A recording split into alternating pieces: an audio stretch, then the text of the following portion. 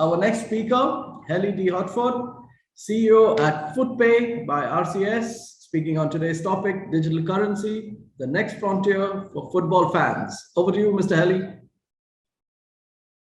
Thank you, Melvin. Thank you very much. Ladies and gentlemen, firstly, let me thank the organizer of this event, the Qatar Fintech Summit.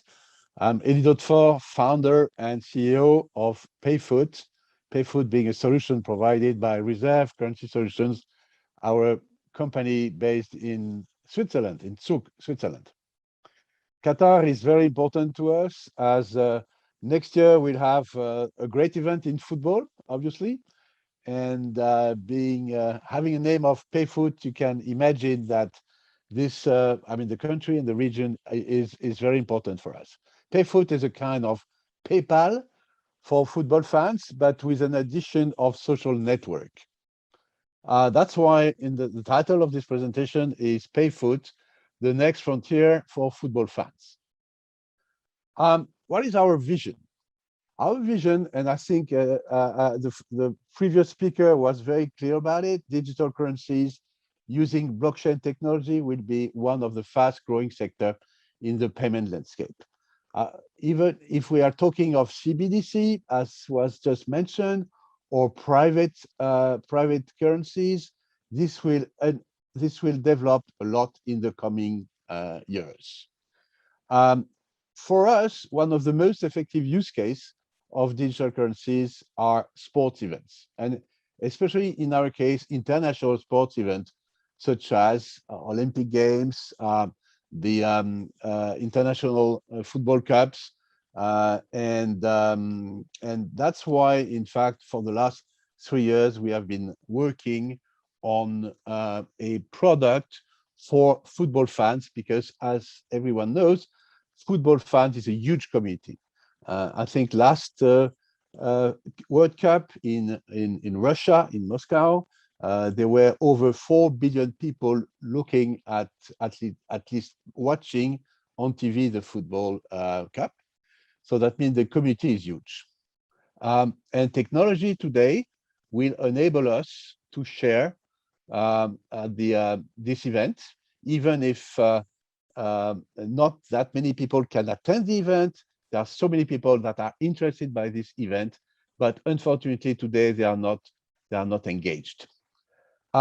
So what we have been working on the last 3 years from Switzerland is to bring a solution for that to fan communities. And football is the first one, but there will be other international sports competitions that will follow, namely Olympic Games, the rugby cup, etc.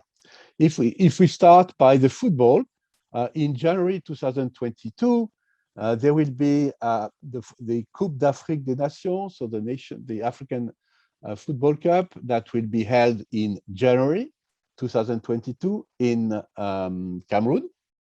And obviously, it's much less important competition than the World Cup in December. But still, for us, we have been working a lot on that because it's a kind of training for the World Cup.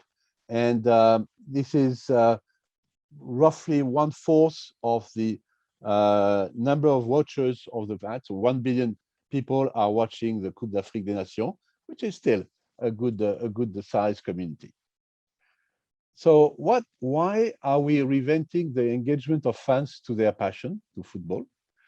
Because today, for example, if we take the World Cup, every 4 years, you have people, as we said before, 4 billion people watching the event, but in fact, between the two events, in the time interval between two events, they are not engaged for the cup, almost not. And for several reasons, and probably we don't have time to dig into those reasons, but it is true that people are much more engaged by their clubs, like Chelsea, Paris Saint-Germain, Real Madrid, or Barcelona, but not between world competition. And that's something that probably is missing. Also, the people on site, the people will come to Cameroon in January or in Doha in December.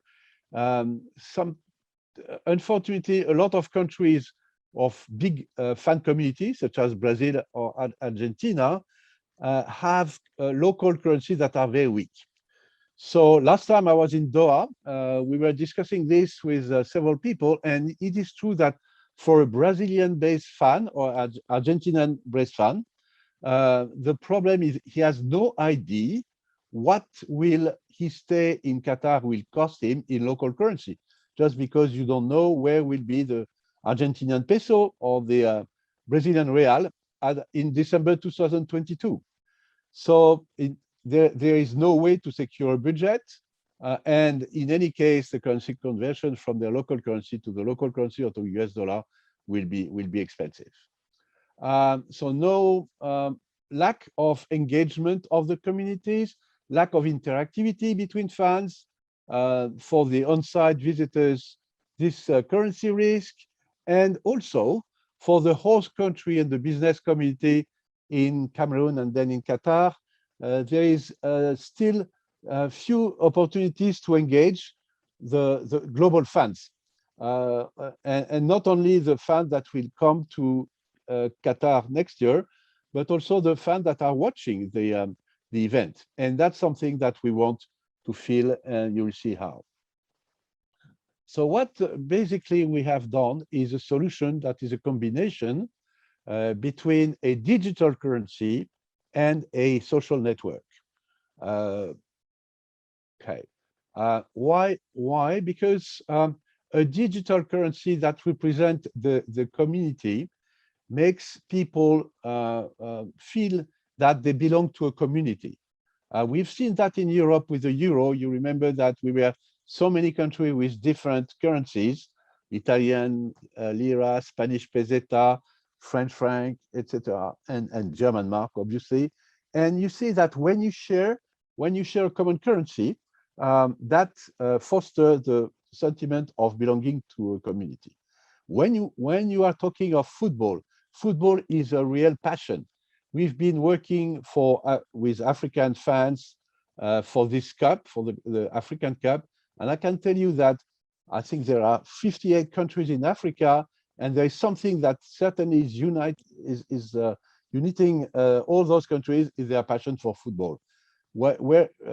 And that's something that we want to leverage, this common passion, and having a common digital currency for this passion makes a lot of sense.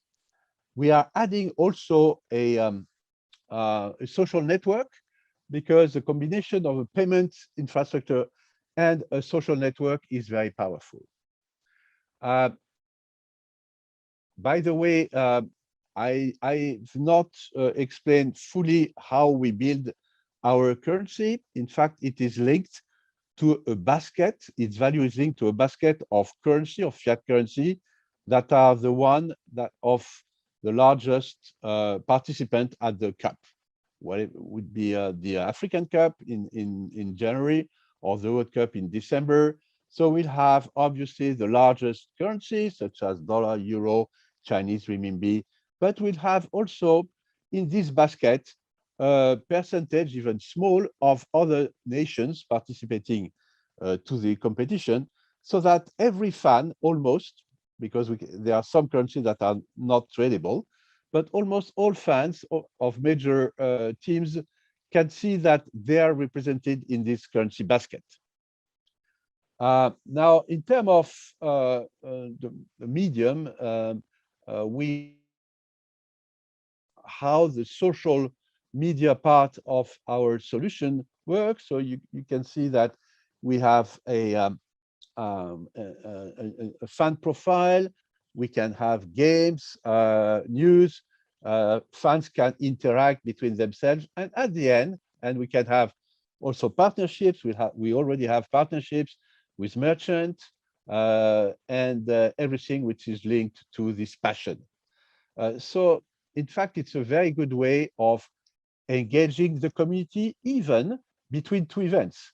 As I'm sure that those of you that like or love football, since Russia, since the Russian Cup, maybe you have followed your national team, but it's much more difficult to keep engaged by this community of people interested by the World Cup.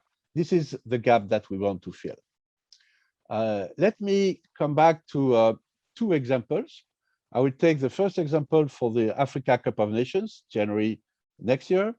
You know that a lot of people are still unbanked in Africa, and especially the young people. And young people are usually fans of football as well. So they will watch the Africa Cup of Nations on TV, but they have no real means of interacting with other fans. And that's what we want to change. We want them to change their old piggy bank for a digital wallet so that they can exchange the digital currency, they can send it to other friends. Parents within the family can make gifts to the young for their birthday. So, you know, a lot of possibilities that are derived from the blockchain application. Peer-to-peer payments that also foster the ability of this community to interact. And obviously we'll have, for those young people, we'll have also gaming campaigns so they can get rewards and they will add the rewards to their piggy bank. That will come with a network of merchants so that merchants can also benefit from this new payment scheme, knowing that all the members of this community are share the same passion, that means football. If you take another example, another use case of this, this couple comes from Brazil. They want to come in December 2022, Brazilian, and you know how volatile and weak is the Brazilian real. So they will the pay-food currency months ahead, even now. They can load it on their wallet and either they will exchange, they will pay something with it, or they will keep it till the cup so that they can at least keep their the purchasing power of what they had. Otherwise, it's too risky for them. And obviously, the social network component of our application enables them to exchange information with their fellow fans from Brazil or from South America. So that means that at least they have a way of communicating together. All of this enables to enhance the fan user experience from the time they are buying the digital currency. They can save it, they can transfer on a P2P module way of doing it. They can purchase goods and services from our partners. They can communicate. And what happens, let's say in February 2023, after the World Cup, they will be able to exchange the currency that they still have on their wallet to other events. For those that are interested, we'll have another currency for the Olympic Games. We'll have probably another currency for the Rugby World Cup in Paris in 2023. So we'll keep the community, and as you know, a lot of people that are interested by sports, that are interested, yes, by football, but by other sports. So we want to keep them alive. I will briefly, okay, so most of us are based in Switzerland, but also in Belgium, in the UK, in France, and we are all currency specialists, digital currency specialists, and legal. One of our key people is a lawyer and specialist in fintech. We know how important is the regulation, the contact with central banks, with regulators, and this is something that we are really looking for very, very closely. Today, we are a team of like 15 people and growing as the African Cup is starting now in 4 months' time. Yeah, so what I think the former presentation was really interesting in what was talking about the central bank, the CBDCs. CBDCs is very interesting for us. Obviously, we are not competitor at all because our digital currency is linked to a basket of different currency for the reason I briefly mentioned before. On the contrary, what we would love is to be able to make the allocation of the currency that is a part of the basket, not to the interbank foreign exchange market, but with a CBDC. If we can make the allocation, let's say, to Chinese renminbi with a CBDC issued by the Central Bank of China, same with Europe, why not? And same in the region, in the MENA region, we would love it because it will spare us, it will save us time, money, and technologically, it would be great to have a basket of currency, either by doing the allocation on the CBDC level or on the interbank market. So that's something that we are very interested in. Okay, this is a roadmap, as I said before, with starting with the African Cup of Nations and then other different sports competitions. Well, I think I'm almost over for my time. We are currently striking partnerships with merchants, with financial institutions, with investors as well. We are raising also some capital in our second fundraising round. So we'd be delighted to have a discussion with you. If you like football, still better, but or just for commercial interest, please don't hesitate to communicate with us, and we'll be very happy to answer your questions and maybe more. Thank you very much. Thank you, Helie, for your presentation. It was quite exciting since it involves football, one of my favorite sports. So attendees, if you all have any questions, Payfoot has an exhibition booth at the exhibition area. Please visit Helie and his team and ask your questions, check the products and services. Just a question out of the blue for me. So we have digital currency, which we buy on your platform, okay? And what we do with that is we buy the tickets and the accessories or whatever is for sale. Is that correct? You can buy tickets, you can buy merchandise, you can go to merchants that are part of our ecosystem. You can send this currency to your nephew if he loves football like you are, apparently.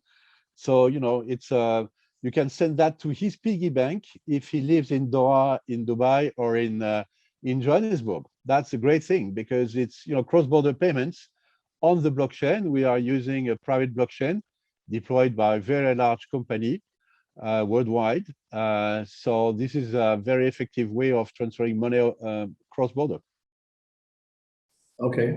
And we also saw, apart from football, any other sports, whether it is NBA or any, GCC World, football cups and things like that.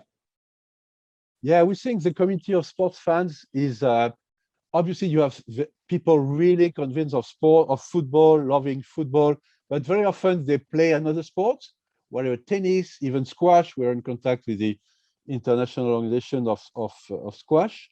And once you have this, it's so easy to change with a certain parity from one currency to the other. And that's what we want to do. So people also, they can redeem for hard currency, but they can also follow, and they will have incentive to follow us and to stay in the community and to exchange their current currency for another sport event. Thank you, Helie, for your time and presentation, and hope to meet you in person soon. Thank you. Thank you very much.